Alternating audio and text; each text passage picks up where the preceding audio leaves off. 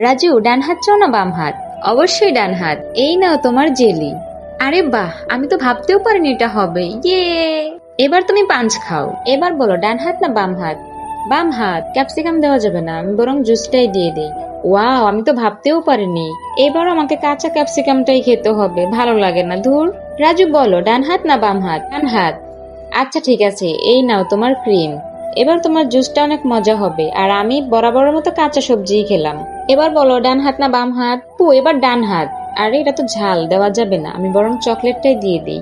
এই নাও, এবার চকলেটটাও দিয়ে দিলাম, আর ঝালটা আমিই খেয়ে নিই, রাজু জানলে মন খারাপ করবে। এবারই শেষ, বলো ডান হাত না বাম হাত? আপু বাম হাত। না, এটা তো দেওয়া যাবে না, আমি বরং চকলেটটাই দেই। ওয়াও, আমি চকলেট পেয়েছি। এবার তো আমার জুসটা অনেক বেশি মজা হবে। বেচারিকে আজকে লেবু খেতে হবে, আর আমি খাবো মজাদার এই জুসটা। কি বলো বন্ধুরা, এটা জুস না আইসক্রিম? যদি বলতে পারো তাহলে